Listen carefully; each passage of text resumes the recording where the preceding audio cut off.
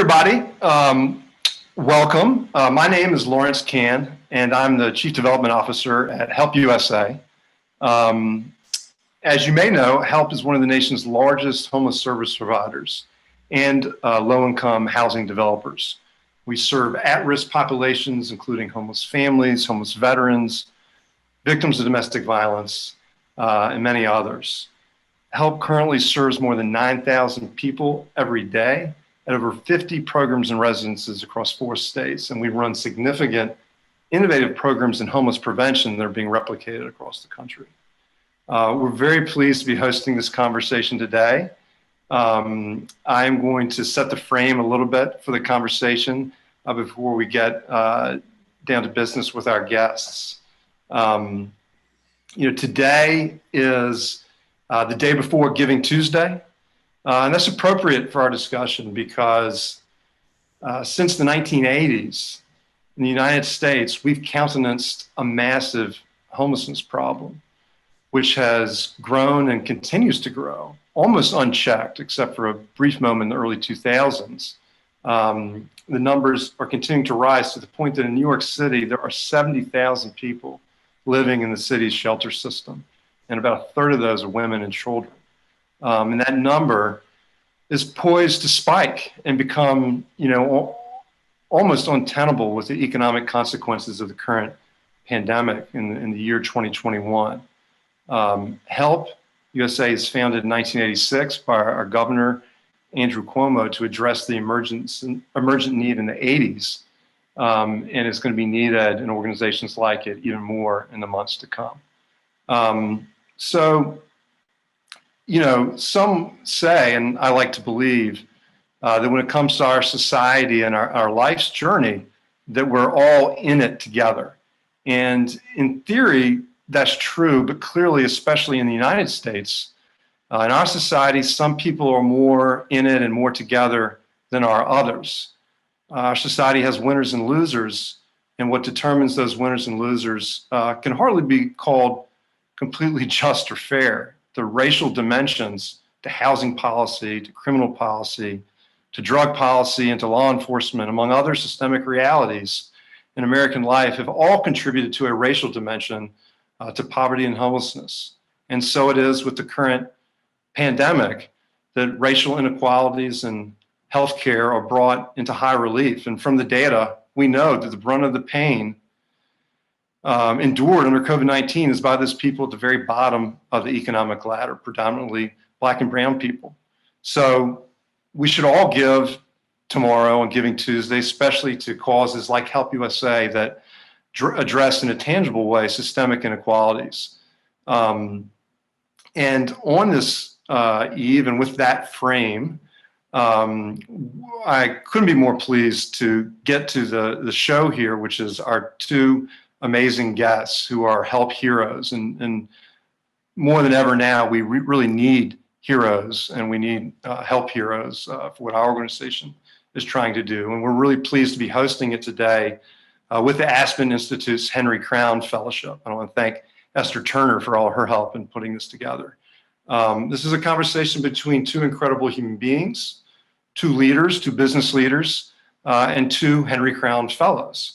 So I want to introduce first Jean Brownhill. Jean is a Loeb Fellow from Harvard's University's Graduate School of Design. There she co-founded the African American Student Union, an organization supporting African Americans in architecture, real estate, and urban planning. And as the founder of her company, Sweeten, Jean has been called one of the most innovative women founders in America. Today, Sweden has nearly $1.5 billion of construction projects in its pipeline. It is a 2-sided marketplace that brings trust, transparency, and technology to a $400 billion industry, creating the end-to-end standard for home renovation experience. Jean is a 2018 winner of the Help Hero Award and currently serves on the Help USA Board of Directors. And joining Jean in this conversation, we are honored to have Bozoma St. John. Bozoma is an American businesswoman and marketing executive who's the current Chief Marketing Officer at Netflix. Previously, she served as CMO of Endeavor and Chief Brand Officer at Uber until June of 2018. Before that, she was a marketing executive at Apple, joining it after its acquisition of Beats Music.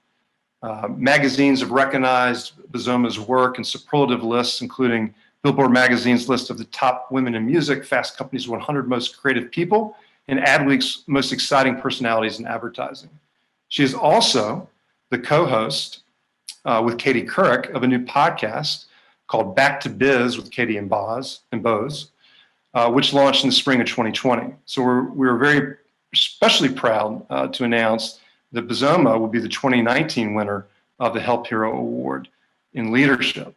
So Jean and Boz, I've hopefully finished most of my talking, and I want to welcome both of you. I've had the pleasure to get to know Jean and her capacity on the board of directors at Help, and also working with her and our amazing board chair, Maria Cuomo-Cole, and Laura Sparks, who is the president of the Cooper Union, to get a design studio together where we had students of the Cooper Union coming out and working directly at some of our shelter and low-income housing sites.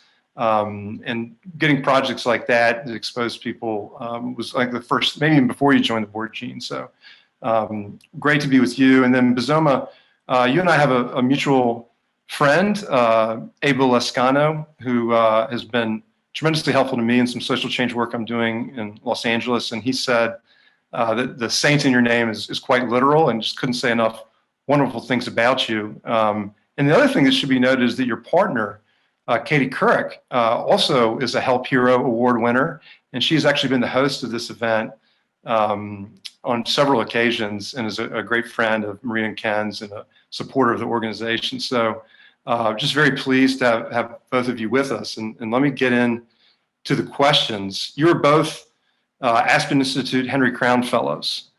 This is a fellowship that seeks to develop the next generation of community-spirited leaders, providing them with the tools necessary to meet the challenges of business leadership in the 21st century, and perhaps most importantly, to move them beyond success to a place of growing significance in the world.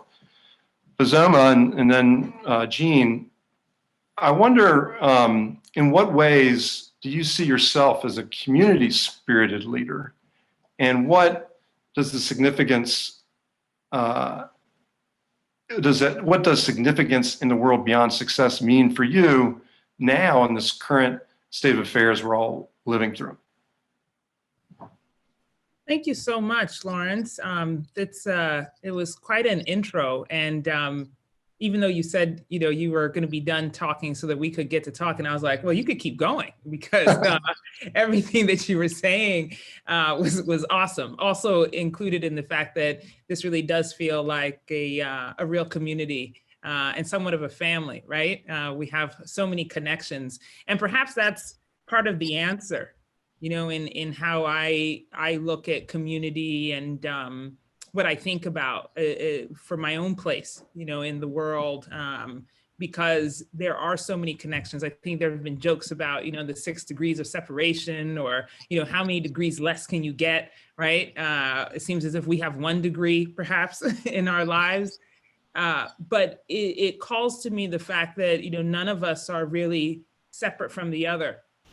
And that we are all connected in a way that is really palatable. It's not even so much about, could you do this for somebody else because you feel empathy, or could you be an ally to someone because you feel the need to contribute, but that it is actually yourself. There are lots of cultures around the world that have the idea of being, of being part of the culture, not just because you're a member of it, but because you actually are the culture, that you as a singular unit are the culture, and so when I think about it, it's actually a very personal thing, because it's not like I'm just a member of the community, I am the community.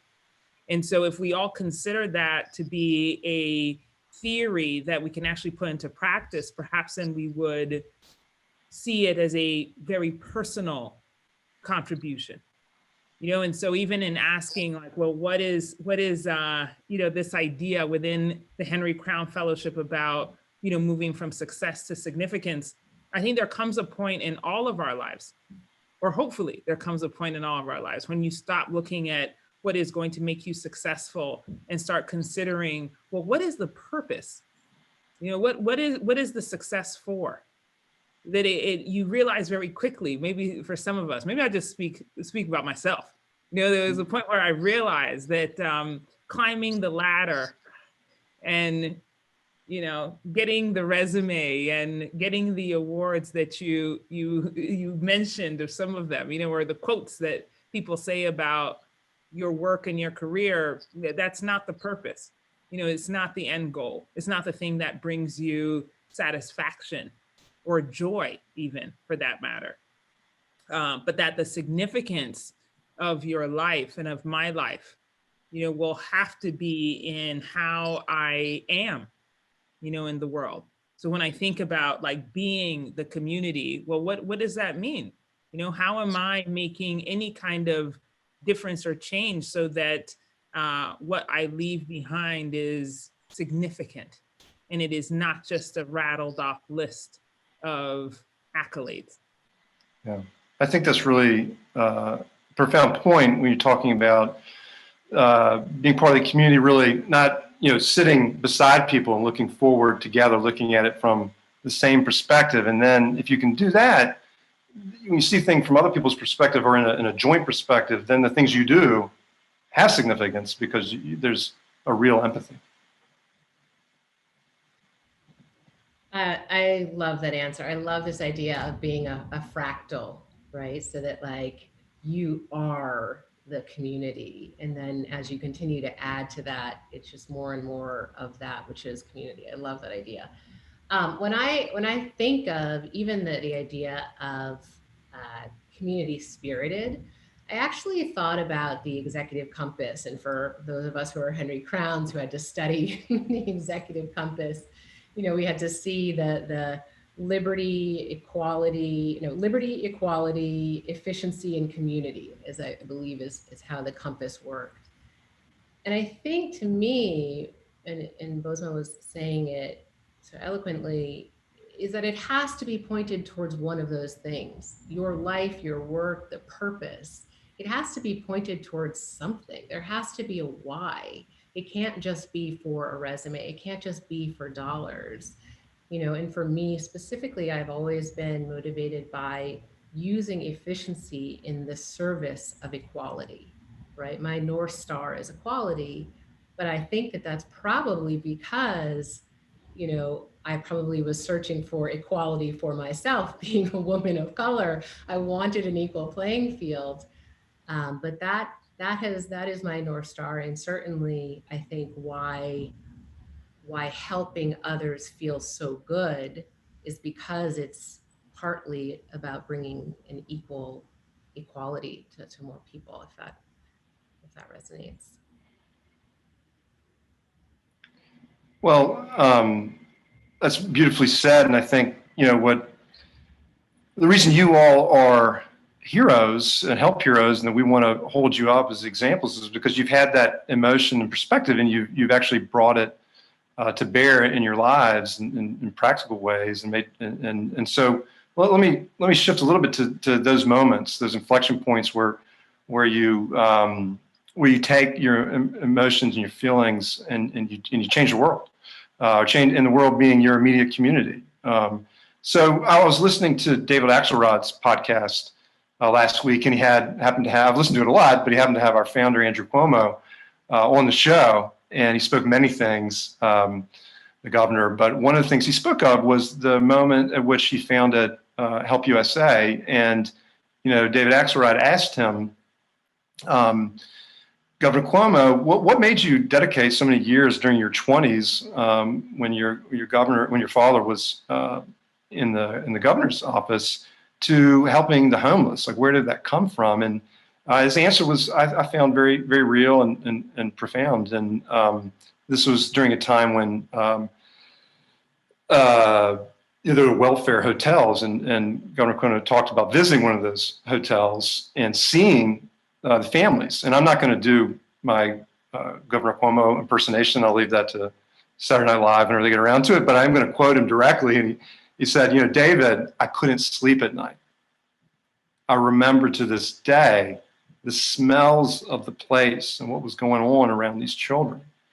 And there was certainly some naivete, meaning in his founding of HELP, but I thought that this is simple. My father is in the governor's mansion. Let's work with him and build some housing and just move these families out. And obviously, it was much more complicated and complex than that. But we went on to be the largest organization serving families in the country, and it just went on from there. That's an end quote from our founder. So I wanted to ask you all, because what you're doing in your life is extraordinary. And was there a moment that you remember where Bozoma caused you not to sleep, and that you turned that agitation or feeling into your own drive for your own mission? Was there a turning point or a series of events? Oh gosh, Lawrence, it's such a difficult question for me, because while by no means I don't consider that I'm an insomniac, I have a hard time sleeping, because I'm one of those lucky people who can just close their eyes and go to sleep literally anywhere. I feel like I'm constantly battling that feeling, that they're, and that's why it's so hard for me to answer the question, because I don't know that there's like one point that I can identify and say, well, that was the moment that made me realize. There have been so many of them. There's so many of them, and they follow a continuum, which sometimes I feel like is, forget me as I get a little spiritual here, but feel like they're almost like divinely placed. Moments where I feel like it's almost like a calling. You can't do anything but to act on the feeling, because it just simply will not go away. Simply will not go away. And so I hear, the thought from Andrew Cuomo about, the smells, or like he couldn't help it, but to act. And I feel that on so many different areas.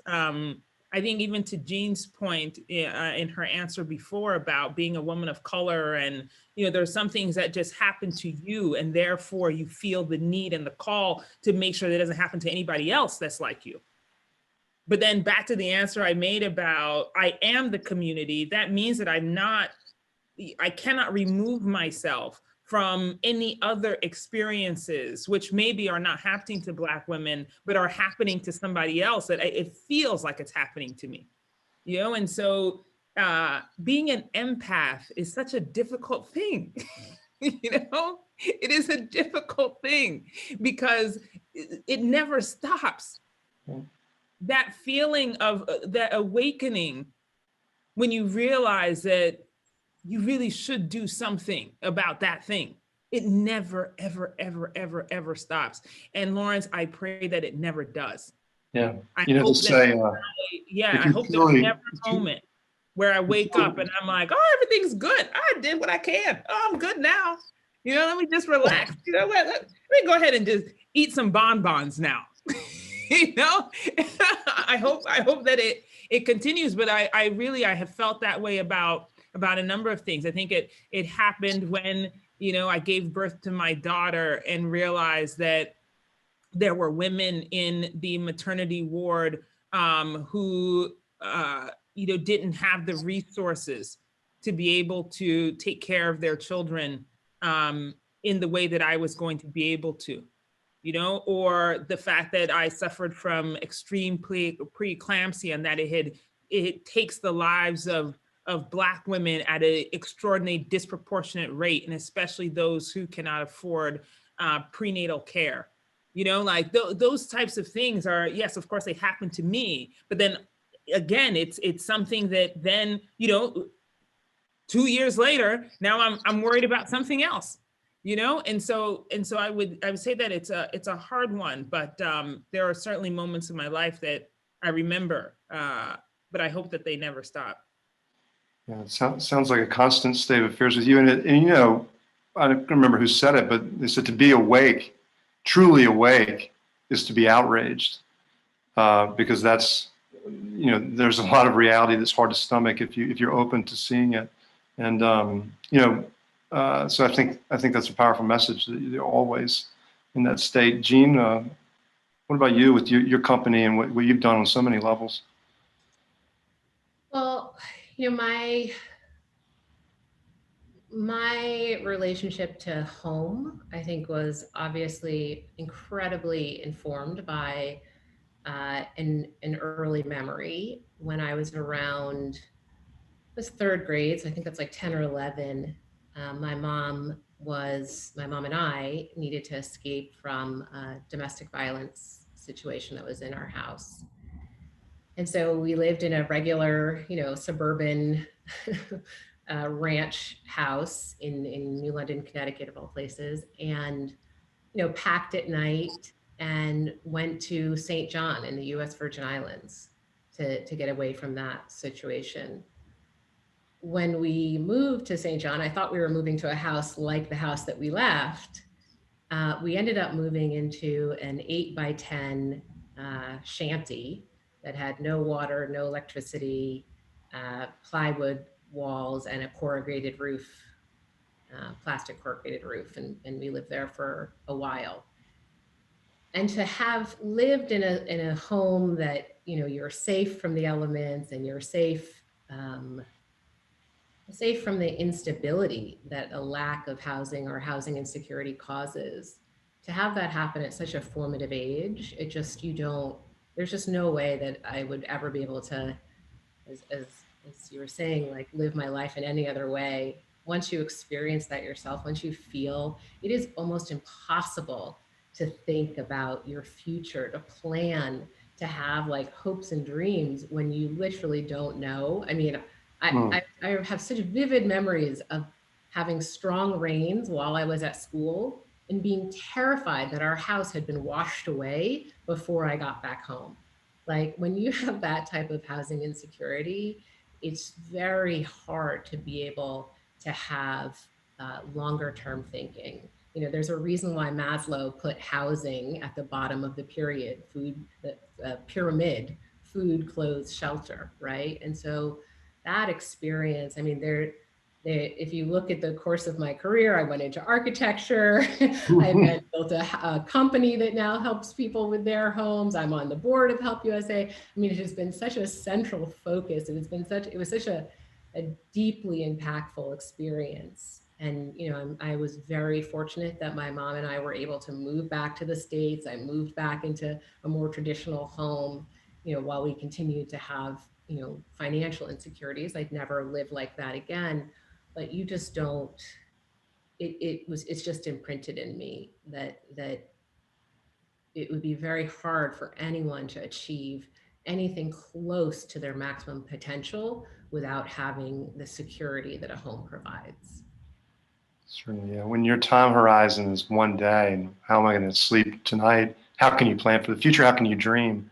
So if we don't treat those fundamental foundations, people can't be them full selves. So I think I'm struck just by the kind of the emotion and the aliveness that you all bring to these answers. But both of you have touched on your experiences as women, as Black women in the United States. I want to talk a little bit about diversity, and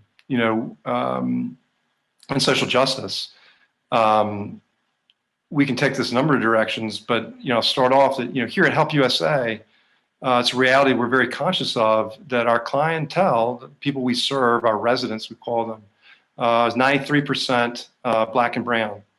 Our manager level employees are 88% people of color, and we're very proud. Wish we could say it was by design, but just happened. Probably because we're picking the best people, that our executive directors at our locations are 68% women of color. These are the people that call the shots that run our shelters and run our programs. So we have a strong commitment to reflecting our communities, but we still have a long way to go at the board level, at the senior management level. Boz, recently I was listening to one of your podcasts, and you had the guy, the the guy, Brian Chesky, the founder of Airbnb, and you and Katie Crook were pushing on this issue about diversity and their funders and their board. And his answer was telling, and he said, "I wish I had done more sooner," was his response to your question. So my question to you guys is, in business and in life, what is at stake if we don't do more sooner? In the nonprofit world and in business, how do you approach it at your current companies, at Sweden, or just in your various roles at Netflix and other places? I wanted to turn that question over to you guys about the importance of diversity and some of the headwinds. I'm conscious of the fact that I seem to always answer the question first also. So Jean, you can feel free if you want to go first. So I don't need to always go first. But it's such an interesting discussion, Lawrence, that I feel like has been popping up even with more intensity, right, in the last year around diversity and inclusion. I mean, clearly I have not missed the conversation in the last 43 years. However, it has become more intense in the last year, obviously given so many events in our world, not just in the US, but really globally around ethnicity and race and socioeconomics and all kinds of social unrest based on those issues. But when I think about the real central idea, and even in that discussion with Brian saying that he wished that he had done something sooner, it really does bring me back to this thought about like I am, and that it's not just like I am an ally, it's that I am, stop there. It's like the period goes in after. I am always struck, by the catchwords and the buzz phrases that we all sort of jump onto. And this idea of allyship is one that I actually just maybe in the last month or so, I've begun to challenge also. I'm like, okay, that's nice. That's nice that we keep saying allyship. But do I really want an ally? I don't think so. Do I really want somebody who's sitting right next to me? No, I don't. I want you to sit in my seat. Sit in my seat. Feel the things. And so this idea about being that it is not apart from you, that it is you, is one that I think we all need to push on. And so thinking about diversity and inclusion, it is one of those things when, we cut this part out of the podcast, by the way, which was that in the discussion with Brian, which, I went a little bit further, which was that, you don't have to be the CEO in order to make the changes or in order to have the power to create processes. And it's something that I talk about all the time, that your work does not need to begin once you're in the position to write the policy, because it is practice, right? These discussions are not easy. They are uncomfortable. We always feel like I'm going to make a mistake, or I'm going to say the wrong thing, or, my intentions are right. But we know the road to hell is paved with good intentions, as they say. And so perhaps it's not the intention that we are trying to set, but rather the practice that we have to encourage people to go with. That if we are encouraging not just ourselves and our peers, but those who are also coming, to have the voice to speak up, to be the person, not just the ally, not just the one sitting next to, it is that much more critical. And so that's what I challenged Brian with, which was just like, this is not even about you. You wish you'd done it sooner. Well, who are you encouraging right now to do it sooner? Who is it? Is it your kids? Is it your neighbors? Is it like who is it? Because you missed the boat. It was too late. So now who are you impacting so that this discussion around diversity and inclusion is one that is at the forefront? And no, you don't need the power in order to do something about it. Being able to discuss it, being able to challenge those who are in power to do it is good enough. And so this idea of allyship is that, take on the mantle, don't just sit next to. Yeah. No, that's, it's funny you say it's not about you, but also it is about you in the sense that, if you're not who I thought you were, then I'm not who I thought I was either. So there's a lot at stake on both sides, and that gets missed a lot of times in these diversity discussions. That you're right, it's not just allyship; it's something deeper. Yeah, that's well said. Jean. Yeah, I mean, I think so. A couple of things. So one, Black people have been talking about this stuff for always. And so I even challenged one of my friends. I was like, go back and watch any movie with a Black person in it. I bet you they talked about some kind of police brutality. Go back and listen to any interview. Like, we have been talking about these issues pretty much nonstop since coming here, being brought here.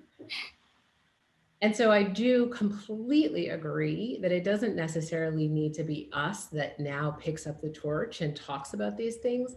I do think the way in which we talk about it needs to be different. And talking about the system of racism and understanding that we're all affected by it, right? I think is the important change that at least I see start to happen, right? So to say that, like, maybe that the person isn't racist, but you are being affected by a racist system. The fundamental idea that we collect race is racist, right? People forget that race is the child of racism, not the other way around. Race is not a thing. It's a construct. It's a man-made construct. It means nothing.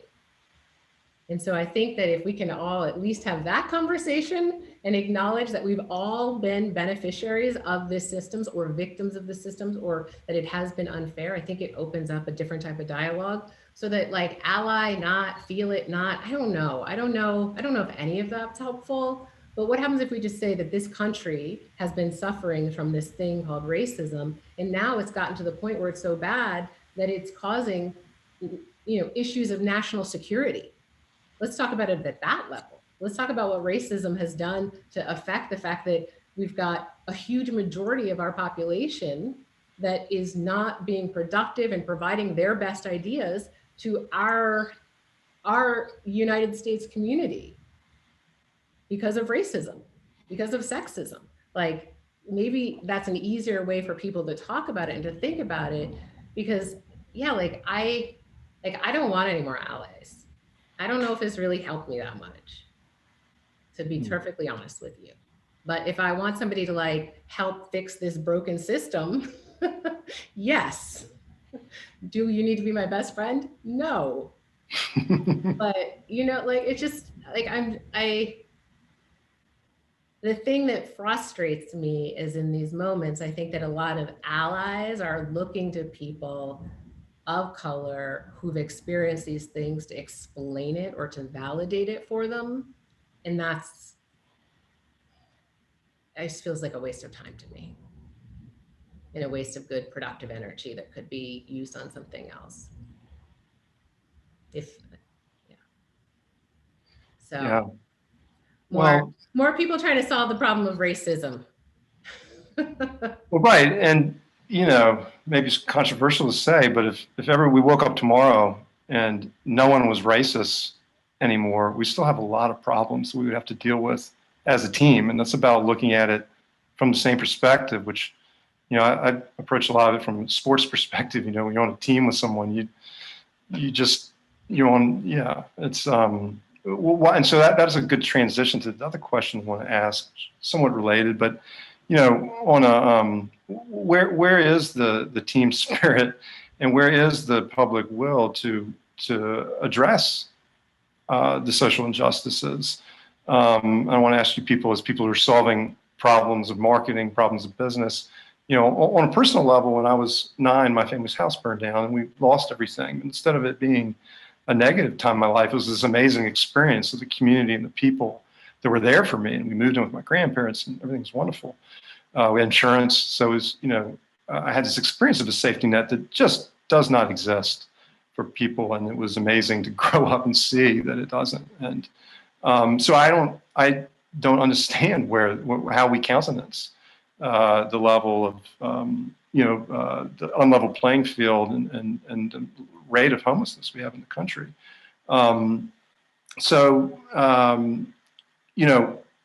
I guess there's this thing, I think of a lot, the guy, you ever read Robert J. Lifton? He talks about the psychological numbing effect when you walk past, homeless people, that it's just so hard to really empathize that you just numb yourself. And do we do that on a societal level? Clearly we do. And that's damaging to everyone, to do that to yourself, to your emotions. So my question for you all is, is it a branding problem? Do these social issues, do we need to think about them or promote them in a way that's more productive rather than end up in these arguments, kind of like you're alluding to, Gene, okay, great, where's the progress? It's like we're talking about, Brian said about not fast enough. It's like, Nina Simone, too slow, right? What are we working on? What can we do? What are your insights as business leaders, as marketers, to help us get more people behind addressing these issues? All right, I'm going to go first, but I want to hear your answer more than my answer, because I do think it is a branding problem, and you are uniquely qualified to help work on that. I will say this, that when you see the lines of people getting food right now because of COVID, when you see the around the block people standing waiting for a turkey or for food, or in Atlanta or Texas, cars filling up parking lots waiting for food, whatever people think of as homelessness, if they think of a smelly person on the side of the street, or some kind of cartoon version of a homeless person, I think that people need to relook at those lines of people waiting for food and realize those people are all probably also one paycheck away from losing their homes as well. This country has such an incredible inequity in pay, not just in the working poor, but in pay inequities in general, but specifically the working poor.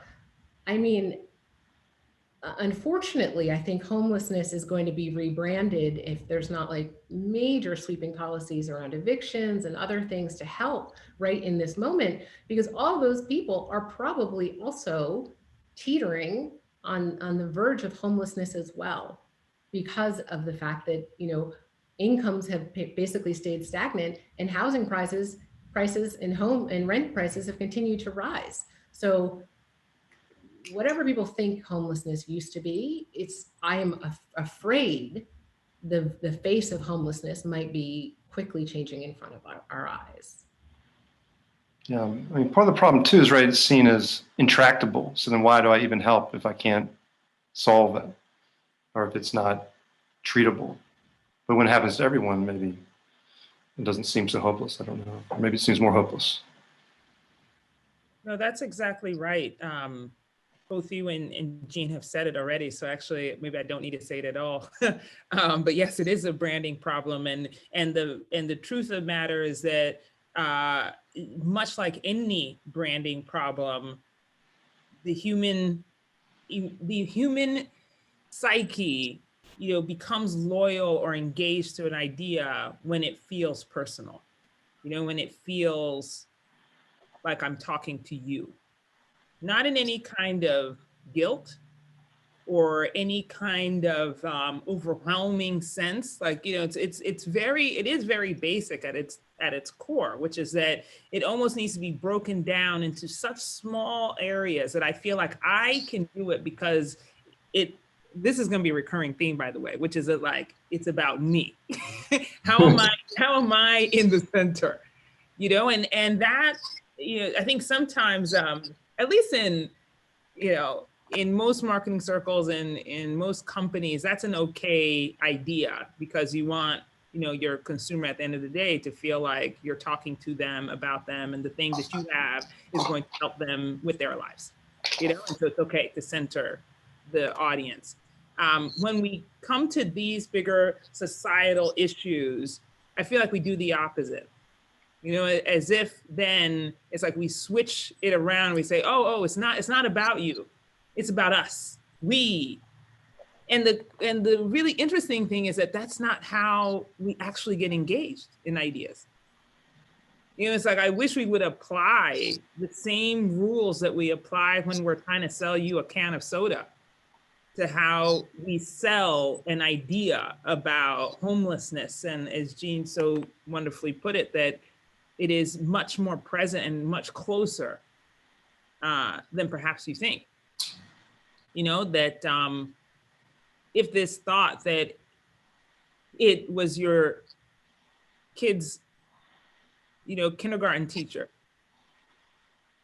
who was that close, or maybe your neighbor, the person who, maybe your mailman, like anybody, anybody. 60 Minutes did a special. You just said the mailman. 60 Minutes did a special. I forget when it was, maybe a year ago or so, and they followed a mail delivery person in Seattle, Washington, and she was living out of her van. She was homeless and she worked for the post office. That's exactly it. That is exactly it. And so I think this idea about making it so personal to you without the guilt, and I know that sounds so maybe horrible to say. And by the way, I think we have to become very comfortable with saying the things that make us sound bad, that make us sound selfish.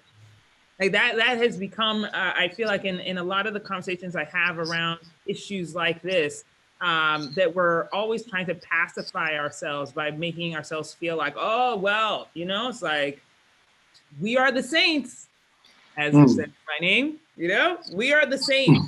Therefore, like we are just, we're enlightened. We're the ones who understand these things, and we have felt these things, and we're currently feeling them. So therefore, it's not about our own selfishness. But that is actually not human behavior. And so the same tactics, like I said, that I would use to sell a can of soda to you, or a car, or a Apple Music subscription, are the same ways that we need to address this issue. How is it personal? How is it going to make your life better if you help? And yes, I did, pun intended right there. You see how I did that? And I was going to say, I was about to jump in and be like, I think that she's saying that we need to rename Help USA to Help Me, Help You. We can't have USA. USA is too big. I'm just saying, there's something. If you help might be on the tagline. Exactly, tagline. Let's relook at the tagline, because honestly, it's like, how is it's like that old adage, right? Help me, help you, help me. And if we can do that, if we can do that thing where it feels like we are so connected that by cutting this cord, it hurts me, we are going to get a whole lot more people interested in talking about it and doing it. So let's not be ashamed of that, because that is just human behavior. And thinking that we're going to change human behavior by making people feel like they're doing something that is holier than thou is actually not going to, and is not going to actually solve anything. So let's go ahead and just look at it for what it is, and then figure out a way to make sure that by me helping you, it helps me. And that way we're going to get a lot more people engaged. I love it. Help me, help you, help me. Well, it rings true, right? Because the people that are the most dedicated volunteers and servants on whatever level of the mission, they constantly, they say it to me, they say, oh, I get so much more out of this than I give. And so, that just kind of brings to bear what you're saying. But also, I think, Lawrence, it becomes so much more tactical also, right? I'm talking about like getting to the real base of our human need, because even statements like that, and I'm going to challenge it a little bit, makes it sound like sainthood. Like I'm doing this because, yes, I can sleep better at night knowing that, it's like it filled my spirit. Yes, and of course that is true. I don't want to at all, make that sound as if it doesn't. But the truth of the matter is that, like, let's think about that chain, you know, or that thread. Let's call it a thread then, right? It connects me to you, to Jean, to all the attendees here, right? And if somehow I were to snip that, I would fall. So I'm going to do everything I can to make sure that it doesn't get cut. If we think about that in the same way that we think about homelessness or food insecurity, housing insecurity, any of the insecurities that are plaguing us, perhaps then we would be more apt to try to keep it going, you know, to make sure that my kindergarten teacher and therefore the mailman or mail person, or, you know, fill in the blanks all the way down that are connected to us and all the way around, that connection remains. Because in the end, it is going to help me then. Again, I used help. You see that? I just want to make sure every time I say it that you actually hear it. I just want to. No, that's great. I kind of want to continue talking about this. We have one more question to get to, but I mean, I do think this is profound, and I think, you know, I like you pushing back on it. I think, but it is this. There's also the notion of helping can be somewhat paternalistic, and that can be a problem when we bring that attitude about it. You're talking about connection. That's what when I listen to you talk, you're talking about the connection between me and how we're interlinked and how my well-being is dependent on those connections. It's not really about helping. It's just about togetherness. And, you know, that's something we need to think about, I think, deeply, you know, because it's actually when you respect the other person enough to know that I can't help you. Like, you're going to have to help yourself, and that's powerful. And you're going to discover that, and that's what life is about. But like, let's, you know, in the meantime, we can do some other stuff together, just live together and break bread together, whatever it is. I don't know. We have to think more on that. I might have to bug you again, Boz, because I think you're onto something. I think, you know, Help USA as a leader, like, we have a lot of responsibility in our position with what was started and the size and scope of what, you know, Maria and Tom and the people here have led. You know, we have to be at the forefront of this. If we're not advocating, if we're not thinking deeply, tactically, and mercilessly in a way about how to execute on our mission and make a difference for our mission, then we're not living up to our role. So I'm very inspired by this. I think we need to think more about it, because I don't think we do the branding, messaging, advocacy the way we could. We're excellent. I mean, I can't say enough about my colleagues and their commitment and what they do. And Jean has seen it, particularly during COVID. We got a great group, but I'm digressing. Let me ask you guys. I told you I wasn't going to talk. Go ahead, Jean. Thing, Lawrence. Well, I do think it's really, this whole line of conversation also has me thinking about, especially in this COVID moment, in New York City, there have been a number of hotels that have been turned into homeless shelters, and they've been really, there's been a lot of negative press around it. People have been very unhappy that in order for us to relieve some of the pressure in the shelter systems, they put people into hotels. So people who were formerly in homeless shelters into hotels. And it's just so interesting when you talk, Bozoma, about community and connection, because fundamentally when these folks moved into these hotels, the community absolutely did not want a connection, did not want them to be part of that physical space. And I think that so often when especially when we think about like placing like shelters or semi-permanent housing, that's so much part of the conversation that people don't want the connection. They don't want to have this as part of their community. And so I think there really does need to be like a deep reframing of the work, because it is not like these people are our community. They are already connected to you, right? And so I think the whole framing of it, as you're saying, is just so important for us to get right, because we are connected. They are a fractal of the community, every single member of that community, and they already are connected. So I just wanted to reinforce that I think that's a really beautiful reframing of the work and the idea. One of the things I love about help in these events, and as we want to do them in person, and the whole great thing is about bringing people together into community. And I think our events feel very, very real, and it's not just a rubber chicken and say goodbye. It's, they do have an authentic feeling to them. And, part of what this eventual virtual dinner that we host, part of the money will go and support women, predominantly there's some men that are leaving our domestic violence shelters that are survivors, and they take the next steps in their life through scholarships, we call them, but it's a direct monetary aid that helps them take the next step in their life, whether that's a job training or a down payment or whatever it is. And one of these, in our last event, one of the scholarship winners, Jasmine, said when she accepted her scholarship that she believes that no experience, no matter how negative, goes to waste. She said, this is what she said, I believe no experience, no matter how negative, goes to waste if you can use it later to help with healing others. And that's a very human reaction and feeling of gratitude that she expressed. And but I use it to bring up that subject of the work we're doing and the benefit that hopefully this conversation will get people inspired to help out with. But also wanted to ask you all if no one achieves anything without overcoming a lot. So, maybe it'd be interesting and inspiring to hear some of your experiences with adversity and, how you've dealt with that as an inspiration for many of our clients who are doing the same.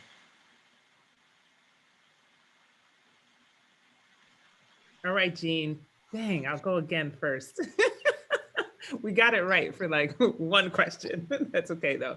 Well, Lawrence, I find that this is also a really interesting question because, and maybe I'll turn it to a phrase that I've been hearing lately. Well, not just lately, a few years probably. That people say, you can't be what you can't see. And I don't like that phrase at all. I find it really disempowering, and I find it to be disrespectful of those who have been first or onlys in spaces. The ones who see something and say, oh, well, just because no one is doing it doesn't mean I can't do it. And so if there's anything, I would love us to consider that, even in this discussion that we're having around homelessness, but also around diversity and inclusion, around our own lives and our own experiences, that we consider what it means to be first, to do something. And all of that it requires, having the right, stable community to help you, right, to support you, because it's not just about the vision, and it's not just about the desire or the passion to make the change or the difference, but that it also requires courage and real conviction, of self and of the idea. Because knowing that, anyone who has ever started anything or has been the only or been the one or has been the one running around saying the thing that other people say, you can never do it. You know what that feels like. And I would challenge us and challenge myself, by the way, that very much like the first question you asked around, when was that moment of sort of awakening, or that moment where we felt like, okay, this is something that I need to do something about. I would challenge that if you don't feel in your own life that there is a moment where you're feeling like, okay, I'm the first, I'm the one who's going to go and do this thing, I would challenge us to keep doing it, to continue to try and be the first, to try and do the thing that no one else has done yet. And it doesn't have to be the biggest thing in the world, of course. This goes back to the marketing I was talking about. Sometimes it's the small bite-sized things, that make people feel like they can accomplish. And that even in this discussion, as we're having it, there are so many people that we're following, and so many examples that we're following, and that is wonderful, and we should keep doing that. But perhaps we need to consider that we should continue pushing being the first or the only. And that statement that, you can't be what you can't see, actually, it's not true at all. I love how you challenge the premise of the questions, because then it gets to like a real answer and a real message. And I think that's a lesson that we can take. And I think it's similar to what you're getting at. So thank you for that. Eugene? I mean, I think I'll mostly just agree and say that I heard this once a long time ago, and they said, entrepreneurs don't look at statistics. They focus on the calculus. They focus on the algebra, right? And I think that that's probably how I've lived my life, because if I were to ever to look at the statistics, I would have counted myself out a long, long time ago. What I've just focused on, and I'm sure from this conversation you can, get my personality, I am just very results-based and very action-oriented. And so teach me the calculus, or teach me the algebra, or figure out who I can learn it from, or what book I need to read, or what podcast I need to listen to learn it. And then, you can't stop me. And that's the advice that I would give everyone, that it feels like the statistics are against them.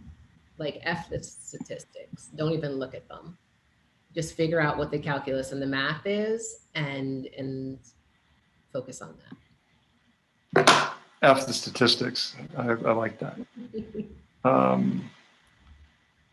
listen, this is given me personally, I hope everyone out there a lot to reflect on and a lot to build off of. I want to thank you both for your leadership and commitment, and just the frank, very human answers today. This has been a great conversation. Hopefully, the start of a larger one that we'll have here. We may have some questions from the audience. I want to turn to those as a kind of end, but I want to thank you guys for making time to be here and be a part of this, and to lend help to the larger mission we're a part of. So thank you.